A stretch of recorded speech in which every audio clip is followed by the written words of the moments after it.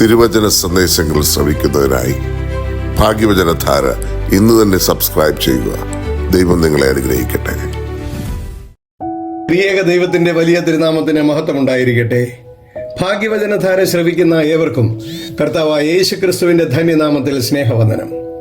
കർത്താവിൽ പ്രിയ സഹോദരങ്ങളെ, വീണ്ടും ഒരു പുതുവർഷത്തിലേക്ക് നാം പ്രവേശിച്ചിരിക്കുന്നു. 2025 ദൈവം നമുക്ക് ചെയ്തു തന്ന എല്ലാ നന്മകൾക്കും ദൈവത്തെ സ്തുതിക്കാം, സ്തോത്രം ചെയ്യാം.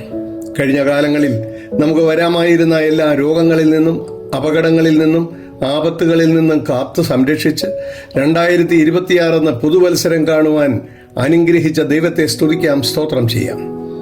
എന്തൊക്കെയാണ് ഈ വർഷം സംഭവിക്കാൻ പോകുന്നത് എന്ന് നമുക്ക് യാതൊരു വിവരവുമില്ല. എന്നാൽ കഴിഞ്ഞ വർഷം നമുക്കുണ്ടായ ദുഃഖങ്ങളുടെയും സന്തോഷങ്ങളുടെയും കാരണം നമ്മൾ അറിയുന്നത് നല്ലതാണ്.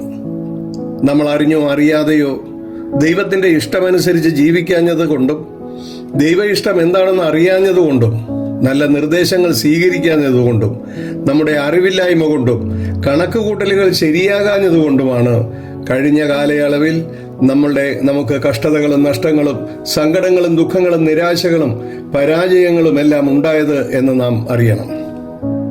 എന്നാൽ കഴിഞ്ഞ കാലങ്ങളിൽ നമുക്ക് ലഭിച്ച സന്തോഷവും ആനന്ദവും സമാധാനവും സുഖവും വിജയവും എല്ലാം കാരുണ്യവാനായ ദൈവത്തിന്റെ കൃപയും കരുണയുമാണ് എന്ന് നാം തിരിച്ചറിയണം. ഈ വർഷം അനുഗ്രഹങ്ങളും ശാപവും സന്തോഷവും ആവശ്യങ്ങളും വിജയവും ദുഃഖവും രോഗവും സൗഖ്യവും പ്രകൃതിക്ഷോഭവും പ്രകൃതിയുടെ സംരക്ഷണവും എല്ലാം നമ്മെ കാത്തിരിക്കുന്നുണ്ടാവും. എന്നാൽ വിശ്വാസികൾക്ക് ഭാവിയെക്കുറിച്ച് ഭയപ്പെടേണ്ട കാര്യമില്ല.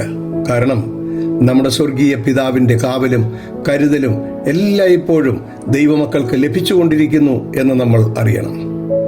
ആവർത്തന പുസ്തകം 11:12 ദൈവത്തിന്റെ സംരക്ഷണത്തെക്കുറിച്ച് ഇങ്ങനെയാണ് പറയുന്നത്: ആണ്ടിന്റെ ആരംഭം മുതൽ അവസാനം വരെ നിന്റെ ദൈവമായ യഹോവയുടെ ദൃഷ്ടി എപ്പോഴും അതിന്മേലിരിക്കുന്നു. ആണ്ടിന്റെ ആരംഭം മുതൽ അവസാനം വരെ യഹോവയുടെ ദൃഷ്ടി എപ്പോഴും നമ്മുടെ മേലിരിക്കുന്നു എന്ന് നമുക്ക് ചേർത്ത് വായിക്കാം. ദൈവത്തിന്റെ സംരക്ഷണം എപ്പോഴും നമ്മോട് കൂടെ ഉണ്ടായിരിക്കും. പൗലോസ് അപ്പോസ്തലൻ ഫിലിപ്പിയർക്ക് എഴുതിയ ലേഖനം 3:14 പറയുന്നു: ഒന്ന് ഞാൻ ചെയ്യുന്നു, പിമ്പിലുള്ളത് മറന്നു മുമ്പിലുള്ളത് ആഞ്ഞും കൊണ്ട് ക്രിസ്തുയേശുവിൽ ദൈവത്തിന്റെ പരമവിളിയുടെ വിരുദിനായി ലാക്കിലേക്ക് ഓടുന്നു. പൗലോസ് അപ്പോസ്തലൻ പറയുന്നത് കഴിഞ്ഞ കാലങ്ങളിൽ നമ്മൾ അനുഭവിച്ച ദുഃഖങ്ങളും പ്രശ്നങ്ങളും പ്രയാസങ്ങളും എല്ലാം മറക്കാം എന്നാണ്. എന്നാൽ ദൈവം നമ്മുടെ കൂടെ ഇരുന്ന് നമുക്ക് നൽകിയിരിക്കുന്ന എല്ലാ അനുഗ്രഹങ്ങളെയും ഓർക്കുവാനും അതിന് നന്ദി പറയുവാനും ദൈവത്തെ സ്തുതിക്കുവാനും സ്തോത്രം ചെയ്യുവാനും നാം ബാധ്യസ്ഥരാണ്. നമ്മെ വേദനിപ്പിക്കുന്ന വിഷമിപ്പിക്കുന്ന എല്ലാ കാര്യങ്ങളും മറന്ന് നമ്മുടെ തെറ്റുകൾ എന്താണെന്ന് മനസ്സിലാക്കി അത് തിരുത്തി ദൈവത്തിന്റെ ഇഷ്ടമനുസരിച്ച് ജീവിക്കുവാൻ ഈ വർഷം നമുക്ക് തീരുമാനമെടുക്കാം.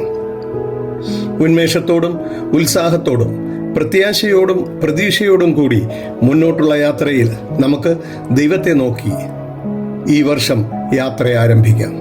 അതിനുള്ള കൃപ ദൈവം നമുക്ക് നൽകി അനുഗ്രഹിക്കട്ടെ എന്ന് പ്രാർത്ഥിക്കാം. നന്ദി, നമസ്കാരം.